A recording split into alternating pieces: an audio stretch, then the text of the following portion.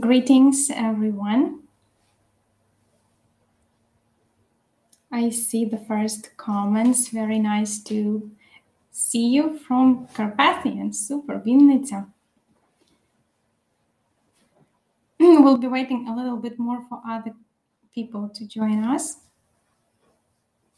And then we will start speaking. I hope all of you are safe. Thank you for dedicating your time for this webinar. I hope it will be interesting and useful for you in order to use the knowledge in your own practice as in teaching. While we are waiting, I see the comments of participants. Please let me know if you hear me well, if you see me. And I will read it in your comments.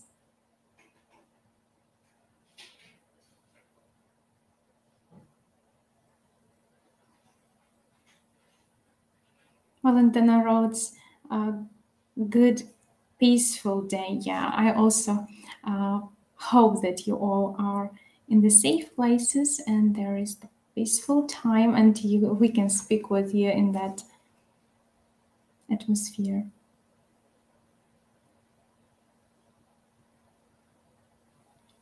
Ternopil, hello.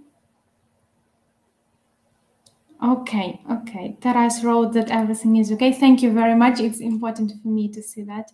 Suma, hello. Olga from Kirovograd, hello. Glad to have you all here. Okay, thank you for your pluses and comments. That's important for me. Sometimes I'm going to ask you some questions, so please be active in comments too, in order for me to see that this is the interaction, kind of, yeah, because it's not possible to do it in the real meaning of this word, but still, it's very important to have this type of interaction with you. I hope that we can get started and maybe some people who are coming a little bit later will watch this first part of the webinar and also see and listen to something they have missed. First of all, I'd like to introduce myself.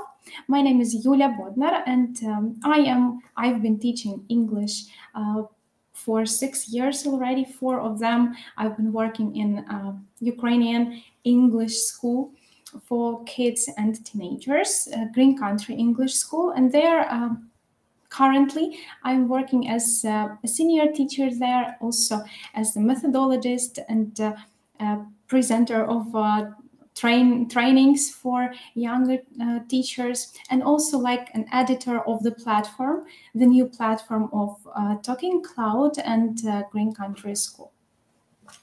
Also speaking about today's topic, I have a really great satisfaction, to speak about motivation in learning English, because English, this is my passion from my early childhood, and I'm so glad that I'm a teacher of English and I can be someone who is connected to students learning English and seeing their results, their eyes of fire, because they can know something new, they can communicate with people around the world, especially now when they needed to go somewhere abroad. But this knowledge, these skills are important for them. So that's why it's not just my educational,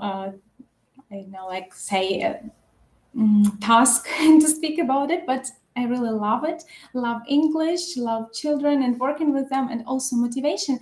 This is one of the things that I was and still is interested in a lot, because all of us, you can agree with me, I suppose, that we always find the ways how to motivate. sometimes we are asking ourselves, is it even possible if the student is not motivated to force him, to help him have this motivation, or how to help not to lose the focus on learning, and despite of all the difficulties that can be on the way of learning and studying. So all of this is included in this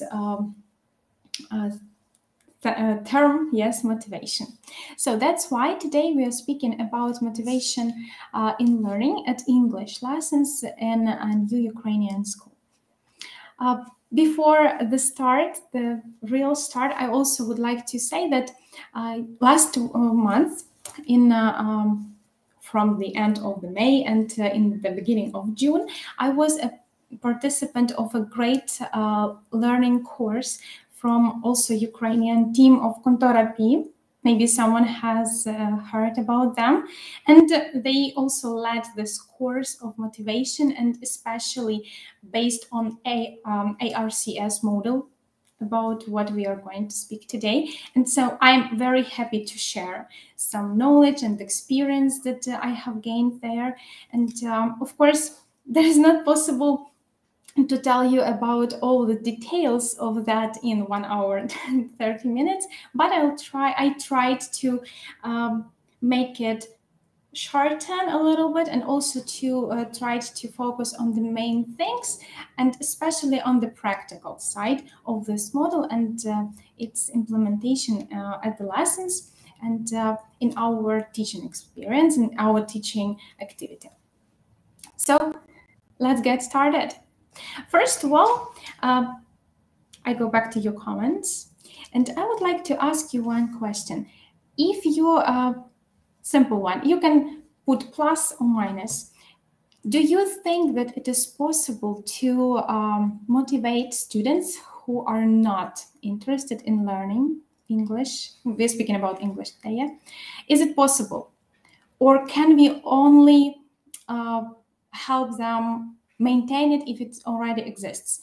So my question is it possible to develop motivation in people who don't have it at all? Put plus if you think that yes, and minus if not. All of you are experienced teachers, so you've got an experience in that. That has put it plus, I see. Thank you very much.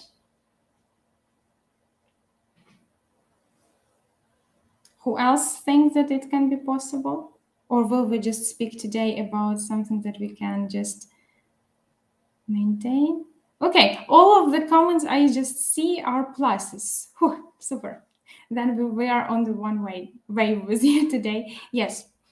You know, and this is not just someone's thought and way of thinking, or just something that someone wants to anticipate, but it is proven by the researchers of famous researcher who proved that yes, that can be possible, and there are some ways we are going to discuss today on how to do that, and also how to help students stay motivated, those who are already with the motivation that they have before, and also how to, if we can say it, how to help them to arise, how to arise, or how can help with this motivation to be born in someone who doesn't have it at all in the beginning.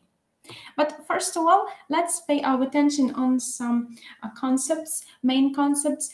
Of course, as you know, as you can read and you know from your experience, there are lots of different definitions that explain what is the motivation. I just chose 2 of them that, in my opinion, concentrate on the main goals of just having and developing the motivation in learning. First of all, this is the process. Yeah, process that initiates, guides, and maintains goal-oriented behaviors. In this definition, I would say that it is mainly of the people who already have some goal, and they need this goal-oriented behavior, and the motivation is something that initiates, guides, and maintains it. So without motivation, active activity is not possible, yes, and the person is not working on achieving the goal and so on. And also, the second one is the Keller's definition of motivation. Keller is the person, the researcher we are going to speak today a lot about. So that's why I would like to pay attention to what he said. That motivation is generally defined as that which accounts for the arousal, direction, and sustenance of behavior. And that is why today we are going to consider Keller's model of motivational design that he developed to help others, especially educators, to see the ways of motivating students to learning and studying. Speaking about the role of motivation, of course, there is no need to speak about it lots of because everybody understands. If the person is motivated, he or she take action, any action, especially in studying or learning, right? We are speaking about education. Then if the person is motivated, it encourages to choose this self-oriented behavior. And of course, if the person is motivated and if he or she takes action and achieves the goal during this behavior, it improves well-being and happiness of achievement. That's why the motivation is a really important thing, and that's why all the teachers, all the parents and adults who have children, who have some students, would like to know how to do it, how to develop it, how to help them stay motivated and not to lose it. Also, speaking about something inside, we are having three main components of motivation. So here we see that there is activation. Sorry, it was taken behind. So persistence, it should be here. Here we have just activation, intensity, and persistence. What is activation? It involves the decision to start something, the decision to initiate a behavior. For example, starting learning English, or here we're speaking about some adults or just older students. Yeah, they decided to learn something new. Here is activation. They start their motivation. Yeah. Then when they decided to start something, they are on the high level of arousal, and in the first steps, they do something, this or that activity with a high intensity. And intensity is also very important because it is really seen in a concentration that goes into pursuing a goal. Yes, and the efforts goes into doing something that was chosen in the beginning, in the start. And of course, a persistence. Every time, whatever a person starts doing, decides doing, chooses doing, always there will be some obstacles and there will be difficulties and troubles that need to be overcome. So, and if the person has this great desire, then motivation is characterized by persistence too, which is striving for a goal irrespective of obstacles. So that's why, everybody can agree to that if the person is already motivated, all of us had some students in the classroom, it's really different, a little bit different about speaking of studying at school and at language schools, special, yes, which provide additional, for example, English classes, because there I usually have students who are already motivated and they have this activation, they work intensively and have the persistent irrespective of obstacles. But usually when the student comes at school for the lesson, all of them have their own interests. Yes, all of them have their own desires to learn, and not all the students love English, and that's okay. That's nice. And of course, we all understand that it's impossible to help all the students love English because of some ways, and they will learn that every time with the efforts. No, we don't speak about something in general, but there is an idea how to help even not motivated students just a little, to have a little interest and motivation to learn it just in some way and somehow. Yes, so our task is to activate the person, to help them to help them work intensively, because without it, it's impossible to achieve something in learning, and also to keep persistent despite of obstacles. So here we came very close to the main part of the webinar and the main part of our discussion. What is ARCS? Sometimes you can hear it like ARCS or ARCS model. I've also never heard, maybe some components of that were intuitively used by me, by teachers who I had in my experience when I was a student, and also who I was observing while working as a teacher later. But I didn't know that such a thing as ARCS model exists, and something is combined, and it is like one whole thing that that combines four main structures we are going to discuss with you today. So this model was presented and synthesized by lots of researchers by Kelleher in the 20th century in 1983, and this is the motivational design process that includes the synthesis of motivational concepts and theories that are clustered into four main categories. You can see these categories on the slide. So Kelleher concluded, after lots of researches, and why his work is really exceptional, because he concentrates on the motivation specifically in learning and studying process. So, and being based on it, he says that the students' motivation are based on four main categories, which are A, attention, R, relevance, C, confidence, and S, satisfaction. So, what does it mean? The student is motivated if he is attentive, if someone he or she studies or learns is relevant, if they feel confident in what they do, and if they feel satisfaction of it. Without one of them, the motivation is on the way of losing or completely lost, or even never arises. So all of these categories, they are main ones. They also are represented by some subcategories we are also going to, of course, discuss today. And they determine how to create. Understanding this model will help us to see the practical ways on how to create motivational strategies and learning environments that will stimulate and sustain people's desires to learn.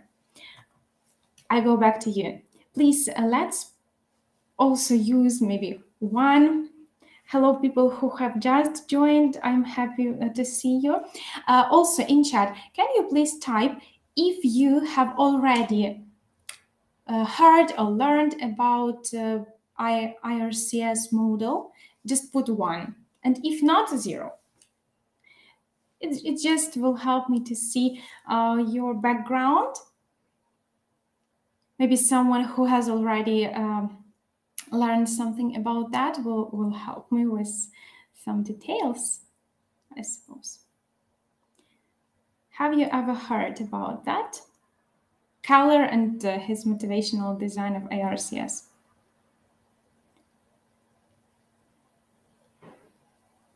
I will need to wait some seconds. I see zeros. Thank you for your answers. Okay. Never, really. Me too. So till May, I also haven't heard about that. So I see that I hope that you will be interested in it. And getting to know this model helped me to see something whole, because before it, what I was thinking about motivation. Okay, I need to give some certificates. Maybe I need to develop some motivational system to give some, I don't know, like coins to students or something. And I was thinking about the motivation only, in this narrow field.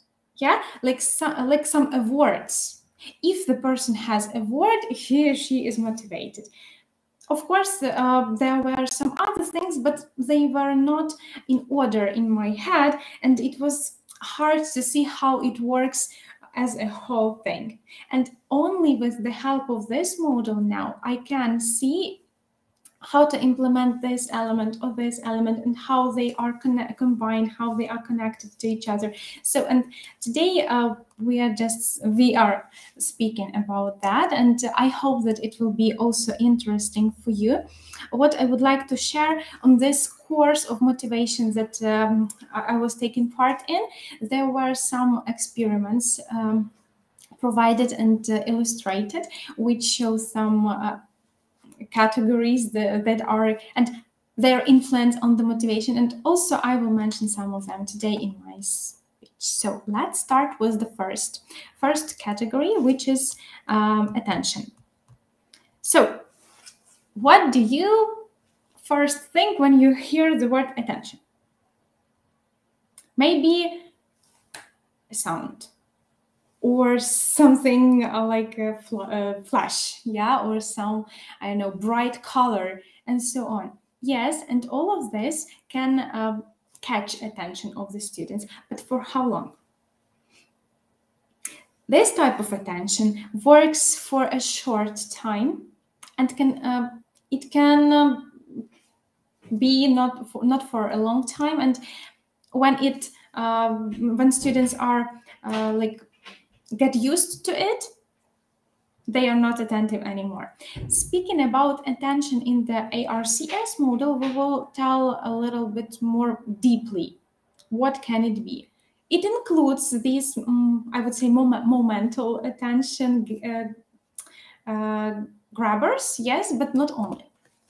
So attention, it includes perceptual arousal, inquiry arousal, and variability. These are main subcategories. Of course, they are more even smaller, but these are the most important, so that's why we are going to speak about them.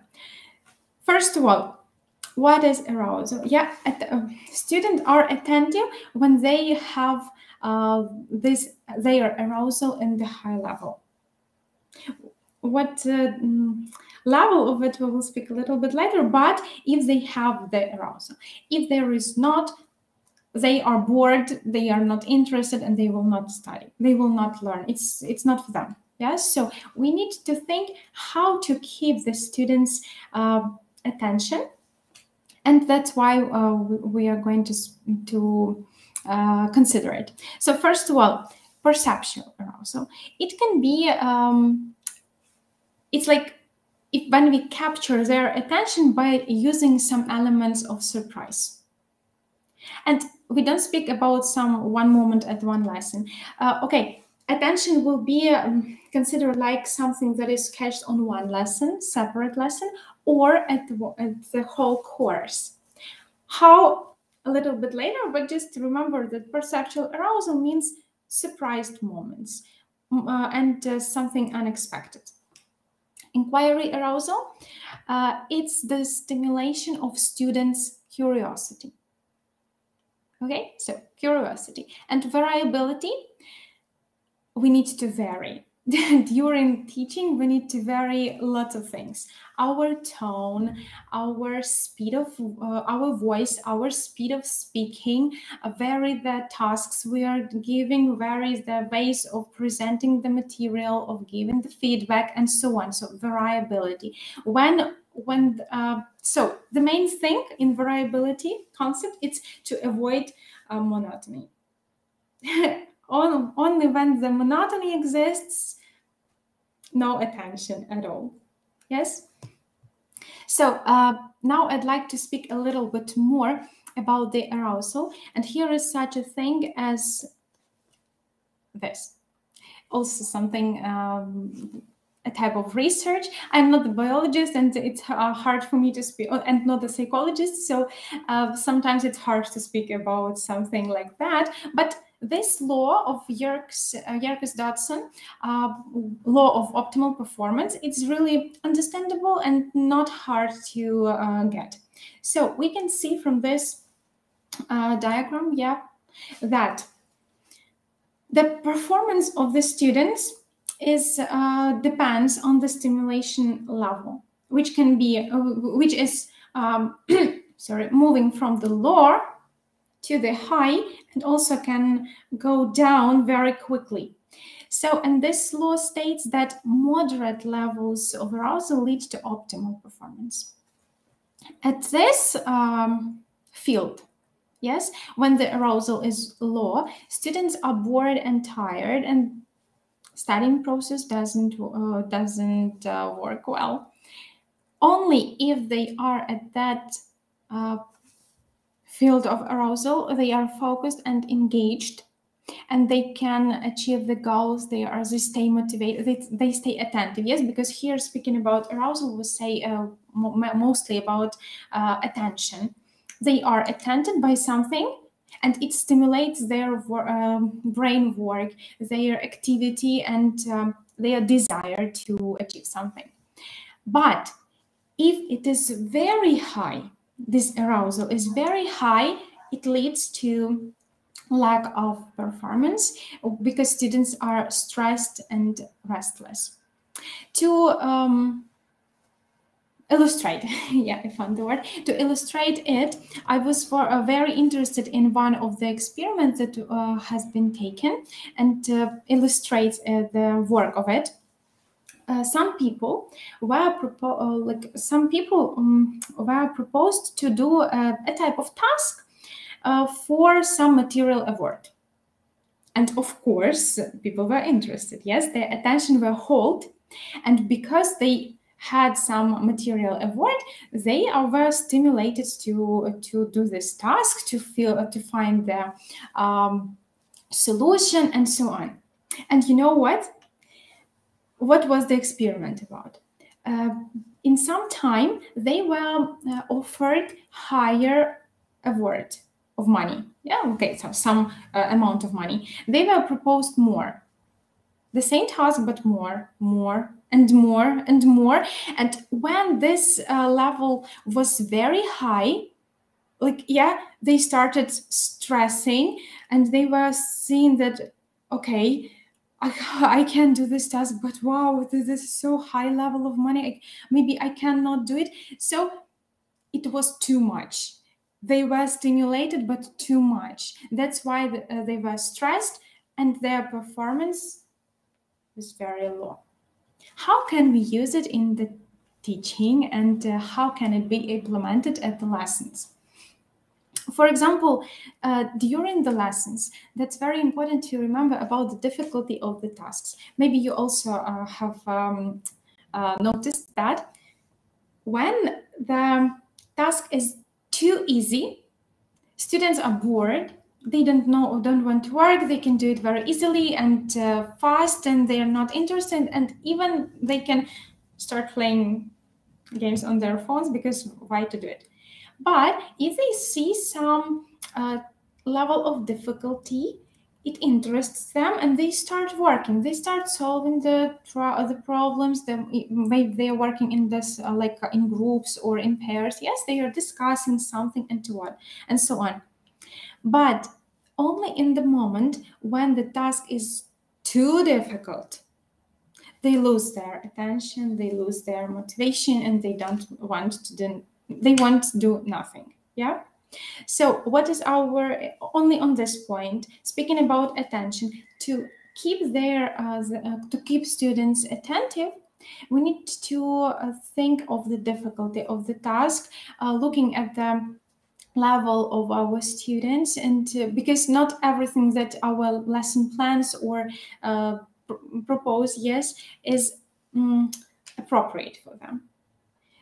That's why we need to vary it and be very attentive to what do we do. Or also, what can be done to avoid a lot of stress. Maybe if we see that something is very difficult for them, don't include it in the tests, for example, because this is very important for students. And when they see that some kind of super difficult thing is on the test, they are not performing at all. Yes, better to give something less difficult or give more time. Very important also think that the stress arises when especially some students who need more time for thinking needs to give it faster and faster. And also what I noticed from my experience, I always have students, especially with writing tasks, who need not 10 minutes to write a short part of writing, but they need 20. I never told them, please, in time, give it to me, and then I will not take it later. I gave them the time, just if it is the Zoom lesson, I just, of course, I'm not continuing my work more and more. If you have, of course, if you have the next lesson after it, it's impossible, but on Zoom, it's very easy to do, to put the student into breakout room, and if they are doing some tasks, to give more time, and they are less stressed, and they still keep attentive to the task they are doing, and keep motivated. Coming back, now I'd like to share some practical ways how to help students to stay attentive. First of all, we speak about attention, yes, and of course it has the impact on all the motivation. So here are some ideas. Students are attentive to what they learn if you tell the real people's stories. If they see that they can connect it with something they know. So here on this way, especially if we start working with a new group, with a new student, if it is individual lesson, right? It's important to observe for some time what are they interested in, especially sometimes we can even ask them to share about some famous people they are interested in, or they follow on Instagram or on some social medias, because they exist, of course, and maybe we can find some hook that will help us to find this connection. And when we give the task, we can change it a little and implement this real person to the story, for example. Yeah, of course, people will be attentive if telling some story or giving some task, you don't say, one boy was in the forest. Okay, let's speak about learning past simple example. Today we are going to speak about how to tell about your past experience. So one boy was walking down the street. Once he saw a girl. Come on. And the students are lost, yes. But if you say, one day I saw Oleg walking down the street, and I saw that he, and so on. So even one person from the class, and you involve the person, the real person, and they are attentive. What happened? Did she really see me? How? It can be imaginary story, but they are attentive. You caught it, yes? Because the real story, the real people are used. The real people from the class, or the real people from their surrounding that they like and they value, let's say like that. So it was the second thing, involve students in the context of a story. Also, To keep students attentive, use concrete examples and visualization, especially if there are some steps or I don't know, like diagrams. When we use visual aids, it also keeps the student attentive. Speaking about smaller ones, it's interesting when a teacher holds attention by, I don't know, like choice of the clothes or some element. For example, you can come to the classroom with a red hat, and it should have a special meaning. Maybe you have some tasks there, and only then you will show them, aha, I have something for you. So, but not telling about that in the beginning of the lesson. And students are attentive because they want to know, yeah, we boost their curiosity. They want to know what is there, but you say, okay, I will not tell you before, I don't know, like in the middle of the lesson. We will have one task, and then I will say why I have got it today and for what. So they are attentive on this, and then they are working on the tasks in order to get to know it. When we keep the eye contact and when we maintain enthusiastic, avoid monotony, as we also mentioned before. Because if the student is bored, they will not study. It's not something developed today. Hooks. Speaking about curiosity, it also was, just shortly telling about one experiment, there was a classroom where some small kids were taken and their moms with them. And it was observed that kids were proposed to have some unknown objects, and they needed to explore them, their shape, their just forgot how to say it. Just explore the new things that they were proposed in this classroom. And what was observed? Children whose moms were working with them on this, like they together with mom took this object, starting observing it from all the ways and all the corners. Yes, they were curious on that, and students were more attentive. But there were some kids whose moms weren't interested in that, and those students, those kids also weren't even trying to look at it, just for some first minute, yes, but they lost it and didn't continue doing that. What does it show? Our adults, especially, of course, first of all, parents and then teachers, enthusiasm helps those who are with us, kids and our students, to keep enthusiastic too. So if we are curious of what we present to them, of the task we are doing, or something that we are learning, and our eyes are bright, yes, and we are interested in what is going on in the classroom, it is the same in them, and it motivates them, it boosts them and encourages them to explore too. Hooks. Maybe this is one of my favorite. And later I wasn't thinking about it, and after, this is something simple. I hope that lots of you also use something like that, but now you will know that this is a part of attention element of ARCS. But what is hook? Some problematic question or that require efforts to answer, or some surprising facts. It can be used in different ways. One of my real experience that I would like to share with you was at one of the last lessons with students, and we just had, in the middle of the lesson, of course it is Zoom, and we had the brain break, and it was about bananas. Yeah, maybe you also heard that. Peel banana, cut banana, and they are moving in order to have some break.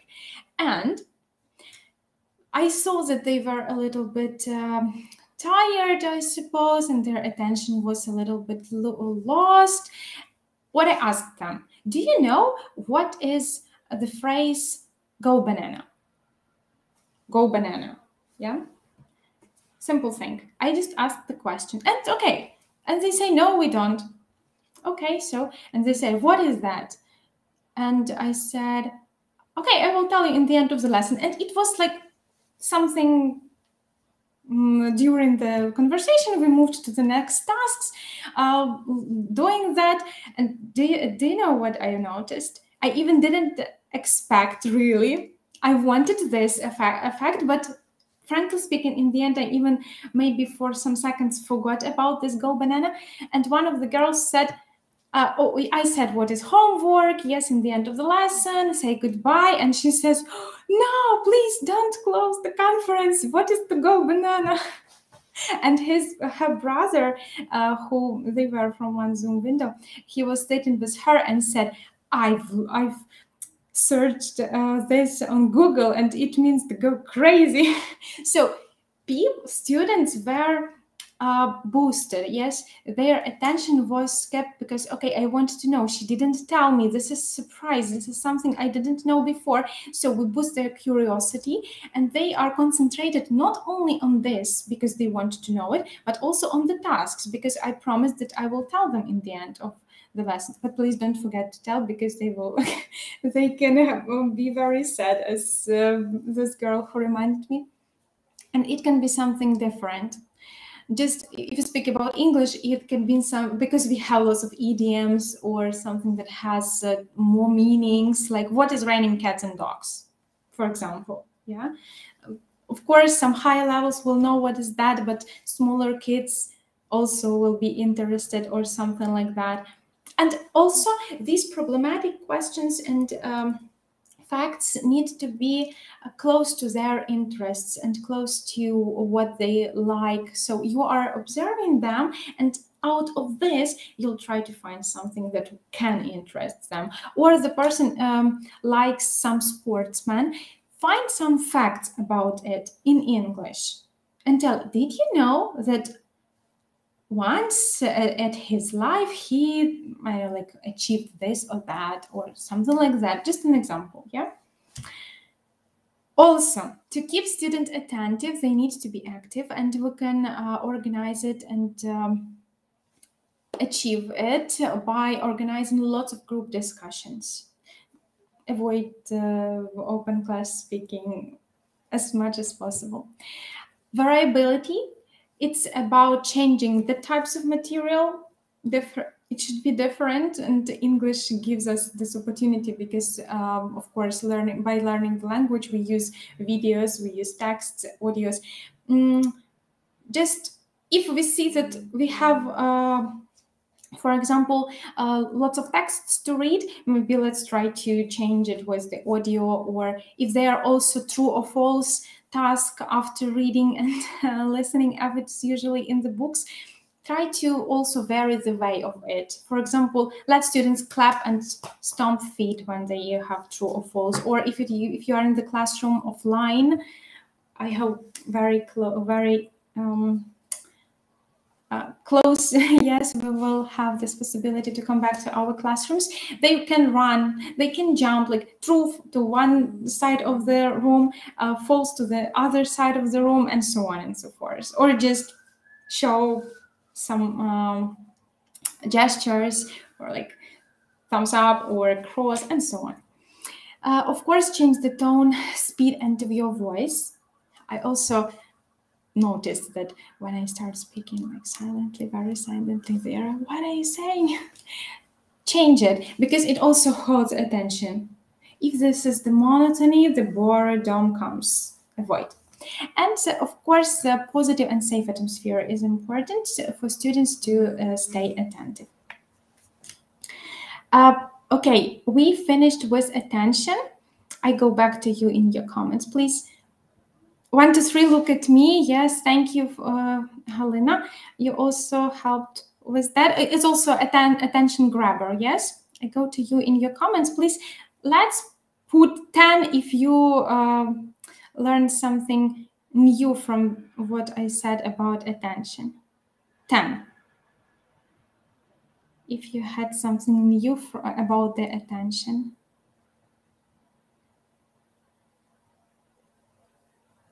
this thing 1, 2, 3, look at me, or something like that. It is very interesting, and if people are used to it, it will help you to hold their attention when they are distracted. Yes, but it also has this short activity. But to keep them attentive for a longer time during the studying, problematic questions and some unsolved problems. For example, it shouldn't be just a question, as I said, about go bananas, yes, but something more that they need to discover. If they are older, especially, they can make their own research and so on. Thank you for your thanks. That's important for me to see that it was useful and so on. So we have students' attention. Of course, every time when we are speaking today, remember, and it is not a surprise that we will not motivate all of our, we will not motivate all of our students. Some of them, even these problematic questions or group discussions or something, will not move just because it is not relevant, important for them. But sometimes what lots of us, me too, notice that even people who firstly came to the lesson and they were not interested in, and they didn't study for the highest level, but something kept their attention and they were working, so nothing impossible. The second element we are going to now, it's relevance. All of us, all the people, and of course our students are not an exception, always ask themselves, why do I need to learn this? Why do I have to go to these English lessons? How will it help me? How? So we need to show how can it be, and in this way, there are, as you see, 3 strategies as well. This is goal orientation, motive matching, and familiarity. What are they? So now we are going to focus on them 3. Goal orientation, it requires to show the students how the material they are studying, or just the subject at all, is connected to their past, past will be for familiarity, was their everyday life, how they can use it right now, in a very short future, or later. Okay, of course, here we are speaking more about teenagers and young adults, students from 14 and higher, because you will show them the easiest example. Today we are studying this or that, we are doing this task, and be attentive, you will have this similar one on the test. Is it important for them? Of course, not for everybody, but for most of students who would like to have this satisfaction and a great mark, they will be interested. It is relevant for them. Okay, I do this task because I will have this similar on test. I don't like it, but okay, I will do it because connection, seen. Also, how this knowledge will improve their life today, especially today, speaking about English for mainly, I realized that students who moved to English-speaking countries, even smaller ones, now it's not hard to show how can they use that. For example, someone is even in Poland, or if they don't know Polish, they can explain the road to somebody in English, and they are very happy. Also, some students told me about something that they could see, that could read, for example, in the shop when they wanted to buy something. And if you show them this connection with their life, everyday life, how they can implement it in their own experience, they are motivated to learn it. Or also show, like, model, how will it be. Today we are studying this, and show how it will be achieved. And in the end of today's lesson, or in the end of this topic, you will know how to do this, and that. And it will help you in this area and in that concretely. If they see it, of course, they are more motivated to learn it and to be focused on studying that. Second, I wanted to say about familiarity. Familiarity, it is when in the information that is taught is related to the personal experiences of the learners. For example, even we can ask the students about the connections, to make connections from their own lives to the ideas that are taught in class. And when there is a link to the prior knowledge that they already had. So, and it can help them to see that they build something new on the base that they have already had. Yeah, for example, the easiest thing, every grammar point we are studying, or any vocabulary, we can connect it with something that was already done. Why is it important? It can be hard, like we can think about it like something easy peasy lemon squeezy. Why to say about it right now at this important theme? But no, sometimes we preparing the lesson, we see the objectives, we see the aim of the lesson, and we know it, but we don't tell about this. And maybe we just say that they will intuitively understand how is it connected to their life, how is it based on their own previous experience, but they cannot see it. And not focusing on that, we lose the way to boost this understanding of relevance to their own life. So we can show, for example, something that comes to my mind when I speak about it. It's, for example, using present continuous for future arranged actions. Yes, so they see that today is the new topic. Okay, we are speaking about future, but you say, you know, today you will study something new, and something new is always some level of stress. Always. But when we say that, you know, but in today's topic, you know 40% of it. For example, the form of the tense, because you will use present continuous to express one more function. Yes, and then when you show how it works and so on, they are calmer, because, and we will speak about it, so they are all connected. It is also about contents. They are not stressed at all, and they are ready to learn it, because they understand that it is based on something that they already have it, but something more will be growing on this base that they have. And motive matching, it is about when the learning goals are matched to the motives of students. And here, this is more about their own importance. When we show the students that they interest us as teachers, not only as students who come to us to learn English, but as individuals. Motives are important to them. Yeah, this is not the same as a goal. Motive matching in this means that. And also, here is a type of choice. It's important for us, then the student, it is easier for student to express their thoughts in oral form, not in written. And we are not strict and say, no, in our book today you have only written. Of course, we don't speak about some special lessons of writing essays or writing letters, studying some writing piece of writing. No, it's not about it.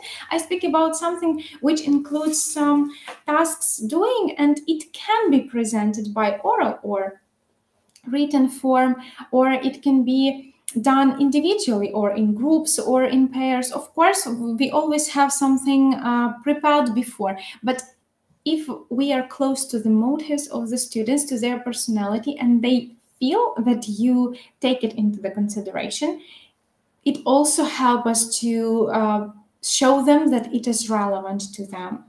And even if the material is not used in their lives today, even if they don't see how is it connected to their future possibilities or career or something else, but they feel that they are important for you, and you take into the consideration their interests and direction of thinking or something like that, they will try to learn English for you as a teacher who shows them that they matter. And that is something incredible, yes. We can interest students in the subject by helping them feel important and needed as a person. Here it is. Okay. Of course, that is really great. And here shortly also we'll focus on some practical moments. So in goal orientation, we can show students the immediate and future possibilities. Please remember that we are not speaking that we need to use all of elements of ARCS at every lesson or at group of the lessons, set of the lessons, but we take at one lesson, we work on relevance. Yes, for example, today you look at your topic, you see what can be done. Okay, today I can use the relevance. This topic is very interesting to use some attention grabber and problematic question. Yes, and you always use something different. Sometimes it can be possible to use 2 or 3 or even 4 of them, but usually try to focus on one. Like if you today want to show students how it is relevant to them, because it's not possible at every lesson, every single lesson, and it's okay, then you work on this. And as we said, connection between the other material, and also here, sometimes students see that the material is relevant when they see the connection not only with something that has been learned in the same field as in English, as we mentioned about present continuous for future arranged actions, but also with some other subjects. So today we are speaking about this and that, and you've learned, for example, the solar system. They were learning it at other subject, yes, science, and you know it. Just today we are going to speak how to name that in English, and that's it. So they see this connection, it's relevant, and they are ready to study. Also show how their skills and knowledge they gain will influence their life now and in future. Speaking about familiarity, always try to use conversational type of interaction, because and in that way students see that they are important and they matter.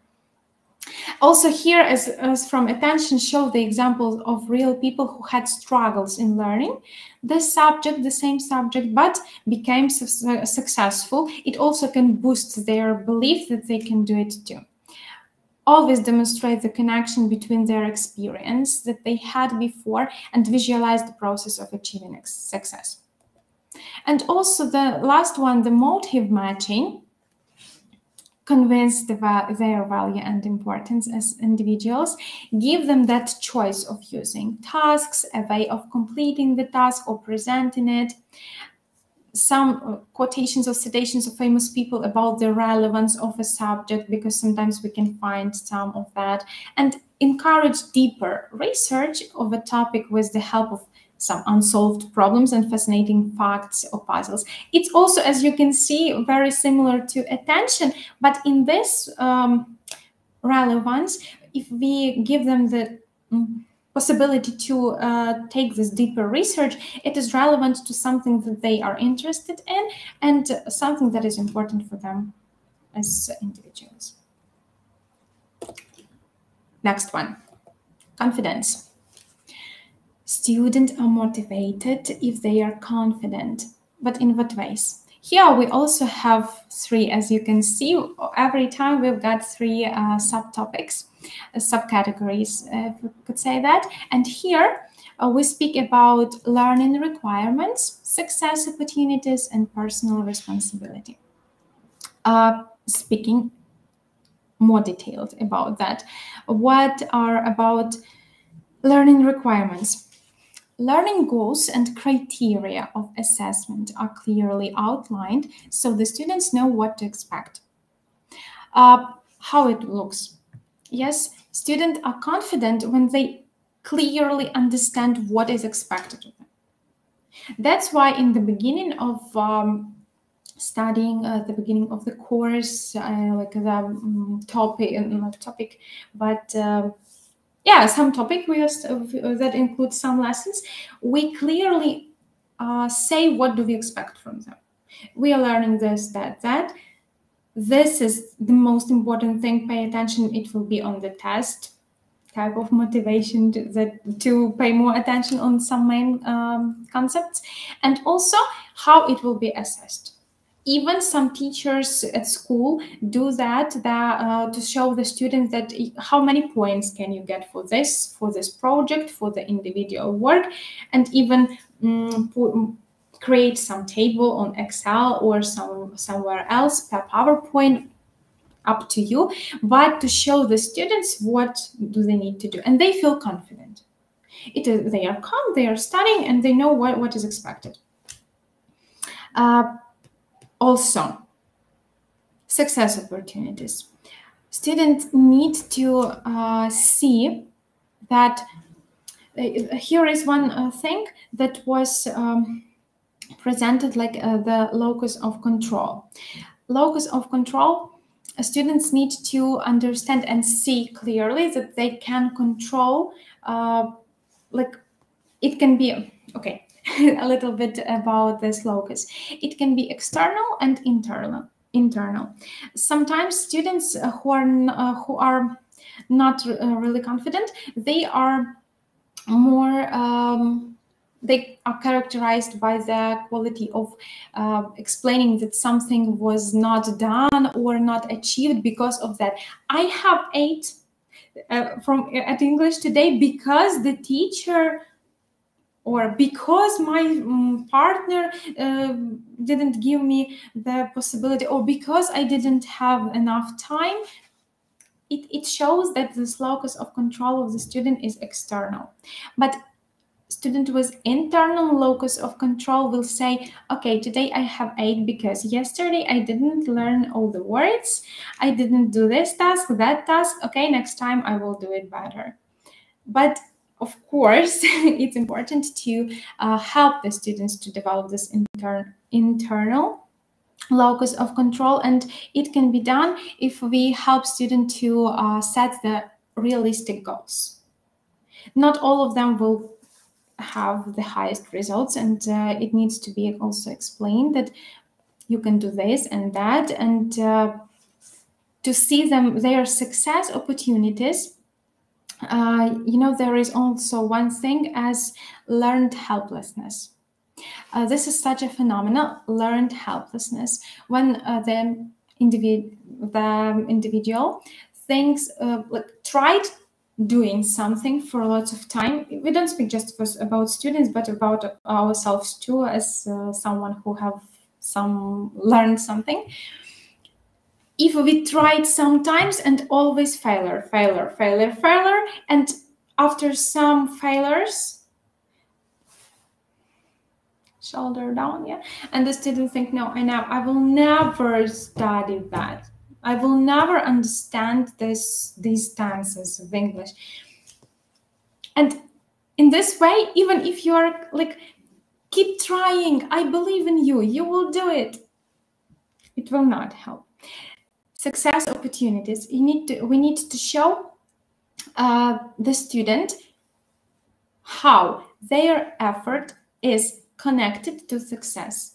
The least success they have needs to be underlined and focused. For example, here the student usually does the same mistakes and so on and so forth, but today, in one sentence, she said she mops the floor, not mop. Bingo! Next sentences were with mistakes too, but you underlined it and show it to the student.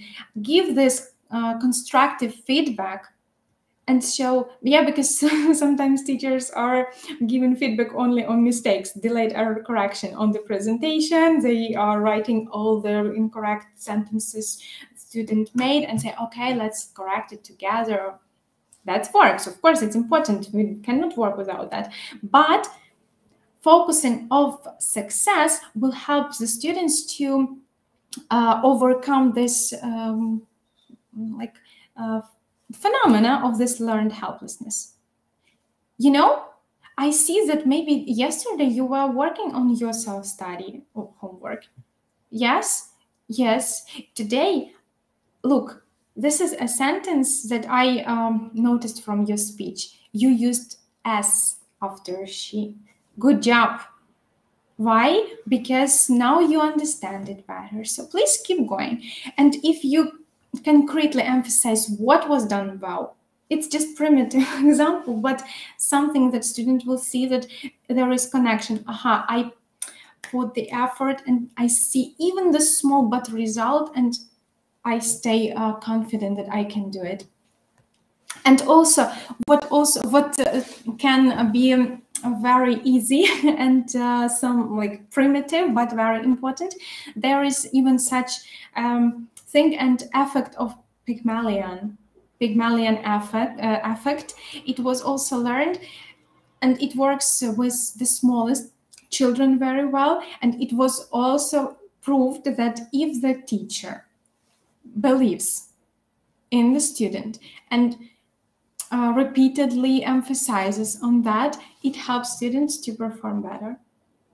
Our strong belief in the student and their possibility to be successful, to achieve the goal, help them really achieve it. And there were some experiments done on that when there was some percentage of students with they all were like in the same level of IQ, but some teachers were told that 20% of the class has the higher level of IQ, and they have just to say about they have, I forgot the word, I'm sorry. So I will remember and tell you about that, but now it's out of my head. So they have possibility, and you believe in that. And if these students were repeatedly show that a teacher was like subconsciously emphasizing on that for these types of students, and they really achieved better results than the students who were not told for teachers as those who have better possibilities and can be better, and so on. So here it also important in the context of success opportunities. And personal responsibility, it's what we spoke about, locus of control. Students need to understand that their performance, their results depend not on external factors, not on the classmate, not on the teacher, not on the mom, not on anything else, but on them themselves. And of course, it can be done in different ways. And there are also some possible practical ways how to boost the confidence of students. So, well, students can feel not confident if they are in new group. That's why it's important in the beginning of the studying semester or some period of studying to use some icebreakers to help them feel comfortable in a new group. Sometimes it's needed to use during some some of first lesson, not only in one of them. Show the roadmap, like what expects them later. It can be done as well as in the way of diagram or some lines and so on. Clearly explaining the rules and requirement will help them feel confident because they know what to do and what expects. It's important to be active listeners of students, use the open gestures, and this feedback, maybe the main thing speaking about confidence is the feedback. Great, constructive, regular, and different types of feedback. It can be just verbal, when the student says and you see that he or she is not confident, and you show your approval with the nodding of your head, or just showing any gestures you use that are natural for you. give enough time for answers. It's also about relevance that is connected about with that, because if the student sees that he or she is like they are important, and not only the speed is useful, but their knowledge important, and they have enough time for answers, they will be more confident. As we said, praising important. Of course, in all the classes, mostly there are some students who are fast finishers and who can be more confident, more active than others. It's important to give them the possibility to take part in checking others, or to show that you value their efforts and give them something more for their additional tasks done, and so on. And also, students will be more confident if we take our time for some extra explanation if something is confusing for them. Or and also, don't forget to express confidence in your students, and not just generally. I believe in you. You can do it. Yeah, you can rock, and so on. These are general phrases as motivational ones, and they can be used, of course, during the lessons and in our informal conversations. But it's important to, again, underline something concretely. You did that, and it helped you to achieve this. Do you see the connection? Keep going, and you will see that. And if you do more, you will see even that. And they see it clearly, and they keep more motivated and more confident in that. Okay. I don't ask you about something new on this because we're short in time. I'd like to share something more. And in the end, you are going to share your, I also I value a lot your feedback, and will be interested on what was not new, because hopefully you heard about that lots of time before. But during listening, think about what from each of the categories, attention, relevance, confidence, satisfaction, was the most important for you, and what would you like to use at your lessons very soon. And we are coming to the last element of the model. It's satisfaction. Of course, student, they are motivated if they are satisfied and they feel this. Adrenaline, of course, too. So it's critical to continued success in learning. And the students will be more motivated to learn if they are satisfied with the outcome that they have. We can say that previous elements, like attention, relevance, and confidence, if they are engaged, attentive, if they see that the material they learn is relevant, and if they are confident you help them, they will feel satisfied. But there can be some obstacles on the way to feeling satisfaction, and these are when they don't see, when the tasks they are doing, for example, are very hard or too easy, or where favoritism occurs. We speak about justice too. So here we are focusing on intrinsic reinforcement, extrinsic rewards, and equity.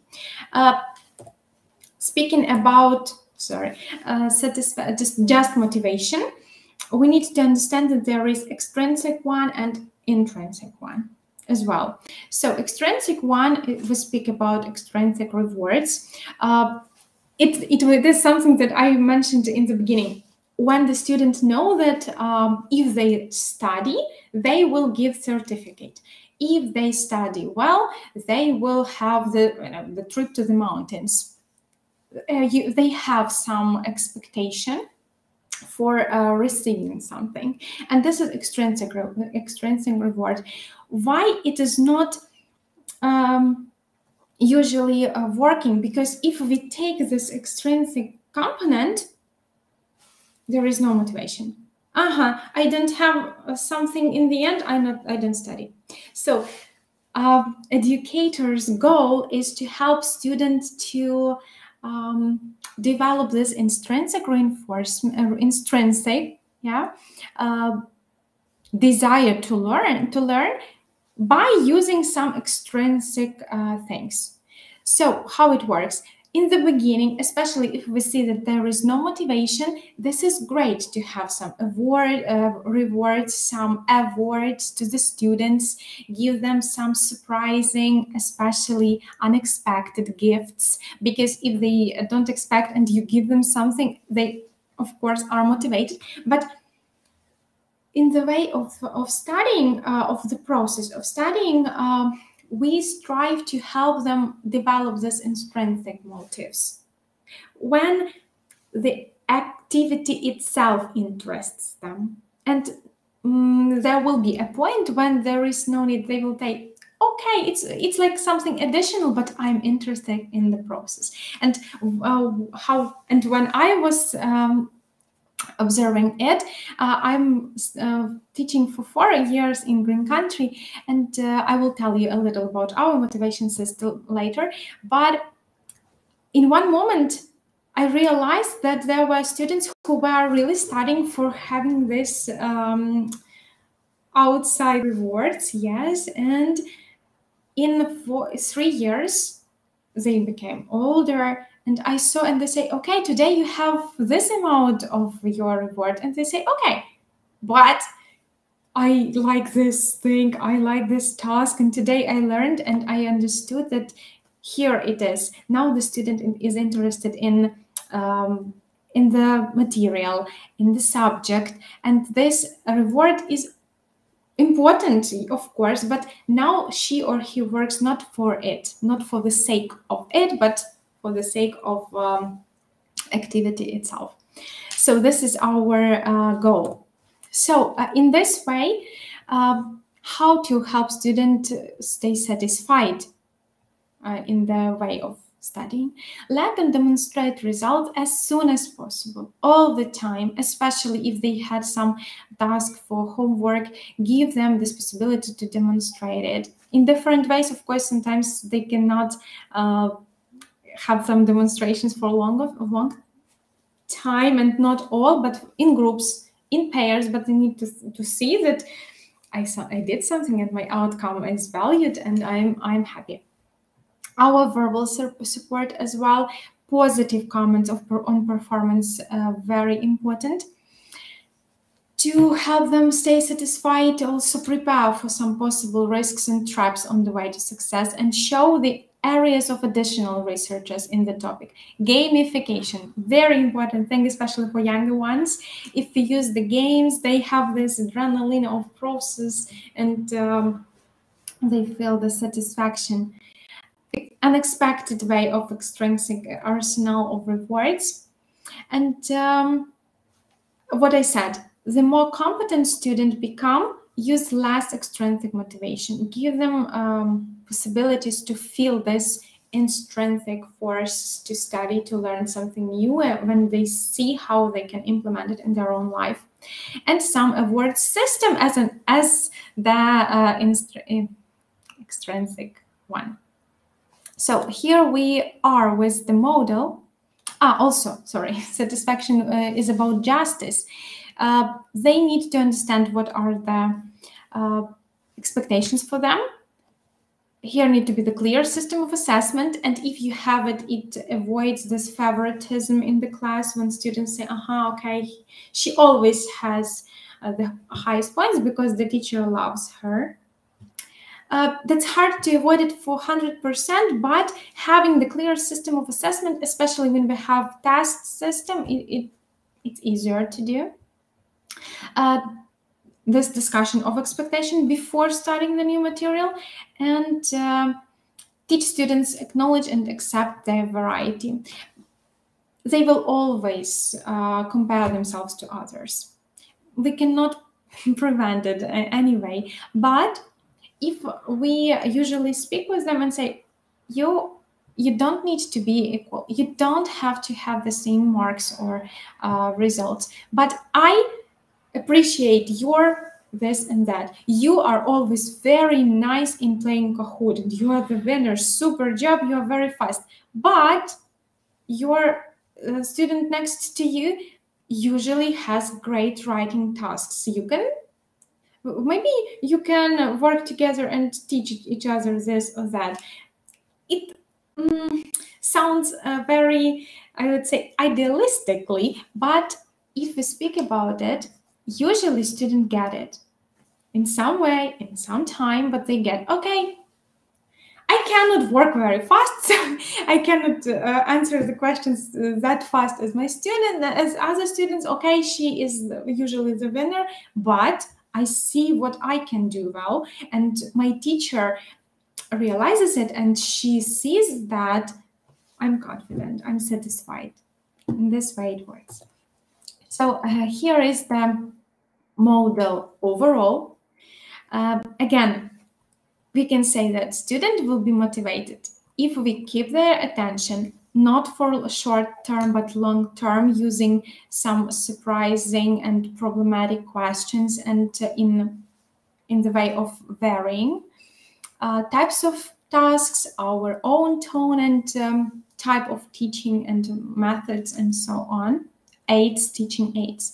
If we show students how the material is relevant to their past, to their base, to the real life right now and to the future, if we help them to be confident by showing that they have the control of the processes they have, giving the constructive feedback on their performance and showing that their efforts lead to success, even the smallest, but emphasizing it.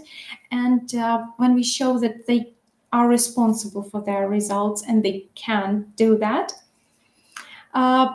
if you clearly show the expectations from them of assessment of something they are going to do on the tests and so on, and of course the satisfaction system, which includes intrinsic reinforcement, which we strive to show, and some rewards, also providing equity and there's justice between the students, for them to see that you have not favorites and all of them are valuable and important. In that way, you can interest even the student who wasn't motivated to learn English before, but something was important and now he or she is engaged.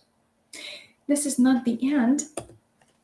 Just the short last part of the webinar is dedicated to the differences between young learners and teenagers' motivation, because of course everybody knows and realizes that they have lots of differences in the way of learning, in the ways of motivation as well. So here is the short description.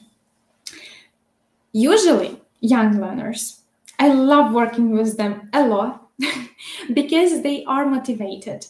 They don't have a goal, as we say, yeah, motivation is the goal-oriented behavior and something that guides, initiates it, but they are motivated to have some. Why do they learn? Because it's interesting. If it's not interesting, they don't learn. Our task in the way of studying, teaching young learners is to make the atmosphere as engaging as possible, as interesting as active as possible, for them to be engaged in the process and in the way of playing, in the way of being active in different types of activities they learn. That's why we use the playing, different games, TPRs, total physical response, lots of gestures, jumping, running, as much as possible, and fun activities. What is also the characteristic of young learners is that they learn slowly and forget quickly. That's why the repetition is very important and drilling more than with teenagers. They need a lot of attention, assistance, and stimulation. Lots of, more than teens. Teens can discipline themselves, young students no. And also they need to work with their different senses to learn. It helps us in choosing the ways of teaching. Yes, and here are some tips. First of all, speaking about attention, vary the types of activities, preferably 5-10 minutes, because they have the short attention span. This thing is to balance between steering and settling activities. Writing then jumping true or false, reading, then jumping true or false. Then they are writing, doing the tasks, and after that they are running to different parts of the classroom to show the answers or something. Lots of usually different types of games, physical and online games. Songs give titles and praising. Today I had the lesson, and one of the girls said she won in Kahoot and said, "I'm a queen of Kahoot today." So we decided that winners of Kahoot will be queens and kings of Kahoot, and they were interested. Oh, maybe next time I will be the king. Of course, and we said we will see, because today we are not playing anymore. Different titles, like today you are the top of checking or something like that. It's up to us to create. Lots of group work because it helps them to be engaged, and stickers, simple gifts as extrinsic motivation. Teens, what's different about them? They have some goals, usually. Lots of students who are in their teenage age, they want to pass exams, or they want to improve their grades because they want to enter some university, college, something like that. So they are more motivated, but usually they can lose the motivation because of different obstacles, and that in that way we are going to use some tools from the previous discussion to help them stay motivated.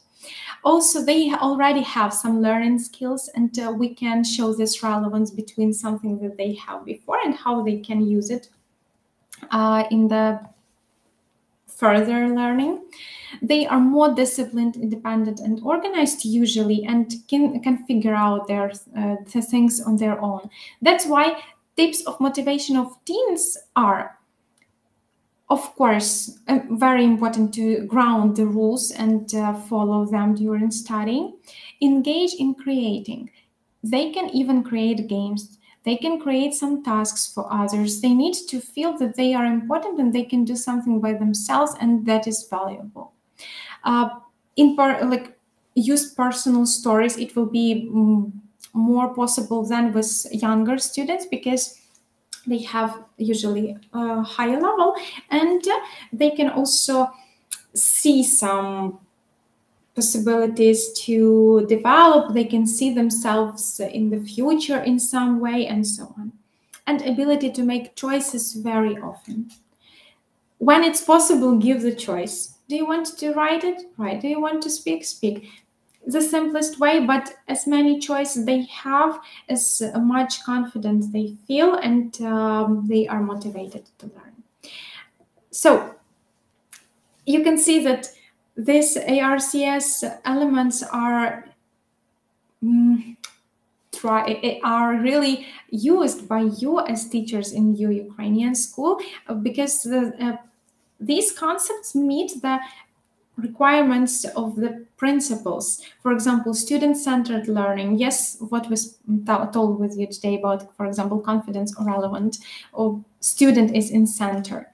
Also, we support individual learners if there are mixed ability classes. Boost student self-development and self-assessment. Yeah, because we also motivate them to not to just listen to our feedback, but give the feedback of their performance or performance of their peers.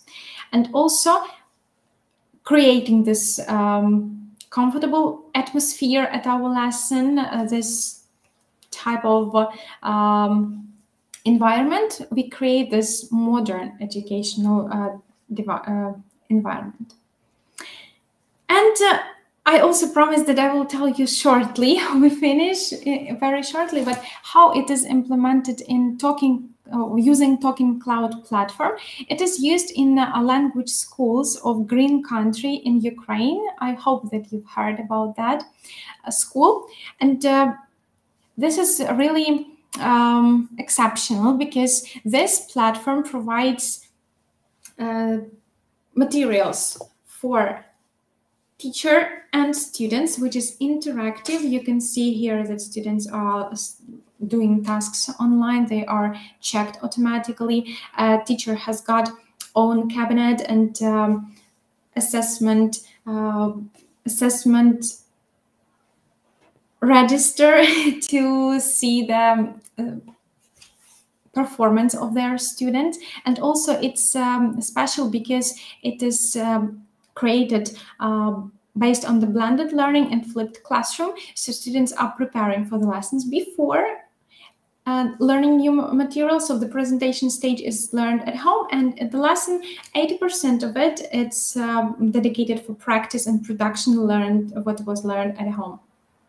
And also that's why it of course develops the critical thinking, the social, cultural, informatical, digital competence of students, which also meets the requirements of new Ukrainian school. And it is developed by Talking Cloud educational platform. So this platform is available for the teachers in Ukraine, around the world. If you are interested in it, you can have the access. I will show you the QR code was here. It is. Sorry, later, a little bit later, to come to the presentation of the platform and know more how to get the access to it and how you can use it at your lessons with your students, individual as a tutors or at school, even in your classrooms. So on the presentation that will be on August, it will be told more, and you will get to know about it more detailed. Just shortly speaking, how the material is used and meet the ARCS model in our lessons in Green Country. It's like for attention. In our lesson plans, we have lots of group work and discussions. There is no lesson without it, because we have more time for practice and production with the help of presentation for self-study. Hooks and problematic questions that are for students to discover and help to keep them attentive, and also involving students in the context of learning material. You will see some examples of the tasks later. Relevance. We usually demonstrate the connection between the new material and something that they learned before. Always they have the choice of types of tasks and the way of completing that and presenting. Also, we set the rules and requirements before they even have the posters created at school and some videos that tell before how do we work, what is expected. For example, they know clearly that they have 30 self-studies, they have 30 lessons, they have 5 tests during the lesson, 2 of them are skills and 4 of them are short, and they know what to expect. It helps them stay confident. And also regular feedback at the lessons, and also we as teachers in our school give the feedback in written form in the middle of semester and in the end of semester, focusing on individual students and what was developed during the studying process, what was changed, and what to pay attention on more. Award system. We have the special system of motivation, which is school currency. It's contracts. This is school money the student can get for their performance. If they do self-study for 100%, they guarantee, this is the guarantee of having 4 contracts. And if they are actively working during the lesson, 4 more. So they know that they can earn 8 contracts during the lesson. At semester, if they are working actively, they will have 240, and then they can use it to buy something, some goods in our school shop on Instagram or in the physical one. And of course, lots of games, interactive, and especially for younger students is provided. Here are some examples. As you can see, I just chose one of the topics. This is Stay Online for younger students. It was topic that, as you can see, students are on this platform. Topics are modern, relevant for their life. They can see how can they use it, because, for example, here they learn add comments, blogger, favorite, likes, something that is close to their life. Doing the tasks, yes, they are not just learn present simple on I usually go to school. They create about being online, followers on Instagram, famous bloggers, and so on and so forth. Again, relevance. Here also they are attentive because here they have to read the post from Facebook, not just a text in the book, right? Also, this is about attention. They need to write about themselves and always keep the discussion with the partner to say what they never, always, sometimes, often do online. Discussion questions also, which help them stay motivated, stay active and engaged. And here you can see the example of presentation part of the lesson. Here, what do they need to do? Create own online service. They are proposed some ideas to create the logo, what's the name, what can they do, who is that useful for, and so on. So they can, it is relevant for them. They can do it in groups or pairs, and it helps them stay attentive, yeah. And also, then if you give this constructive feedback on their performance, the students can be satisfied that they put the efforts and then they achieved something. So these are examples of tasks that are provided by the Talking Cloud platform. And here is the QR code. You can scan it right now and it will show you the registration field for the presentation of it. I will give you just a minute to scan the code.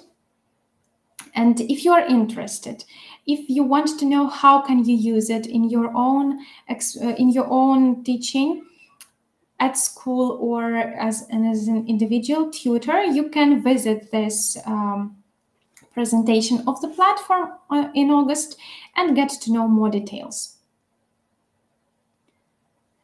So while you are scanning, you can just save this form and fill in this later if you'd like to. I'm going to your comments. I will be very thankful if you write your feedback. What was important for you? What was interesting? If there is something, what would you like to implement in your teaching? And also you can write, please, questions if you have any. I am with you now in your comments. Thank you for the first feedback, and I'm happy that it was informative. I'm really thankful for those who provided this information too on this course, and it was a pleasure for me to share, because you know, one of my favorite quotes is sharing is caring. There is nothing out of me. I just shared what I used, what I saw, what I've been learning from others. And that is great that today you spent your own time, came here to self-develop and got to know something too. Okay, I'll be waiting a little bit more. Thank you very much. The most important thing is when you say that it was useful. I hope that you will use it. Maybe you can concretely say one thing that you can use or one thing that you liked the most from the webinar, and we will be finishing. Valentina and Yanina commented. Super. Thank you so much.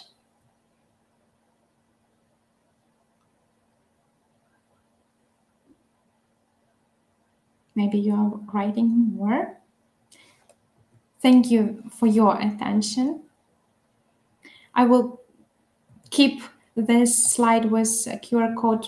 Maybe you will need some time to scan it more.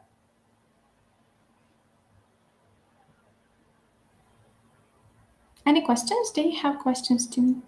You have, thanks. Sometimes it is very difficult to, I lost it, to motivate learners. Thank you for useful tips. Yes, you are right. And you know, this is not the end. We will find out more and more ideas, but these from the model, now I hope that you also have the structure. Oh, this was the word I was looking for, structure. What to focus on, yes? Maybe today I'll work on attention, how to grab attention, not for short time, but for longer. Now I want to show how it is relevant. Maybe my students are not confident, how to help them be more confident and see their locus of control of their performance. And are they satisfied? Have I got any award system? Oh, you know, oh, wow, that is nice.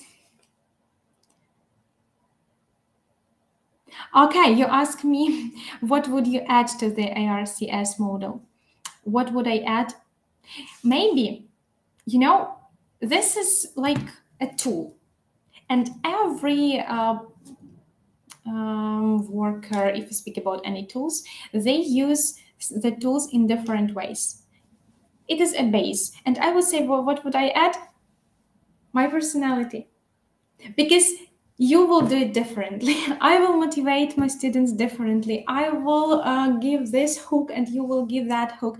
And using the IRCS based on your own personality and your own enthusiasm will help to get the best results, I would say. To give something more, I wouldn't say that I will, because it needs lots of research. You know, when I was, there is a book of ARCS model.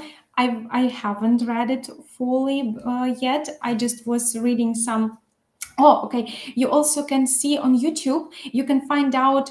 Now I give you something to further research. There is the interview with Kelleher about this model, where it's very interesting to listen to him, how he explains that. So if you are interested, you can just find it out also for yourself. Okay, for positive emotions. I hope that you stayed positive. Unfortunately, I cannot see you and your reaction face to face, but thank you for writing that. Great. So answering to your questions, dear Karina, I cannot say that I would add something new in speaking about concepts. But personality and the way of implementing it will be individual, of course. Okay. We will be very happy to see you on the presentation of the platform. I hope that you will get to know something useful and it will simplify the way of teaching. I'm fond of the platform, frankly speaking, and using it not only at school, but with my individual students, because they like this autonomy. They see the possibilities and advantages of using that wherever they are, whatever they want. They have their smartphones with them all the time, and they can study on the bus, on the queue, and even do some study 10 minutes before the lesson in the corridor. There were such situations, but they did. They didn't say, I'm sorry, I didn't have time. Thank you for the logical explanation. I watched and studied this webinar with pleasure. Thank you. Okay, thank you so much. I also wish you a nice day. Kyiv Gymnasium 237. Hello, dear Tatiana. Okay, so if you are thinking about changing something according to the platforms or books, you can use the platform of Talking Cloud. Thank you again very much. I hope that you really will use it in your teaching, and your lessons will be memorable. You students, I wish you only motivated students, and find out your own ways of motivation for them, because it's cool to understand we can do that. We can involve them in studying, and we can do something. We are not helpless. We have a great power, and if we strive to do that, everything will be great. Thank you. I see you. Thanks. I appreciate your time. and attention very much and your feedback. Have a nice day. Keep safe wherever you are now. And I hope that on September we will study in our beautiful and qualified, energetic and enthusiastic schools. Thank you again very much. Goodbye for now. Hope to see you again. Oh, okay. About tests. Maybe you will find the link for the tests after the webinar. Everything will be sent to you, and if you successfully do the test, you will have the reward, the certificate, if you ordered that. Now this is the end. Goodbye. Thank you for attention.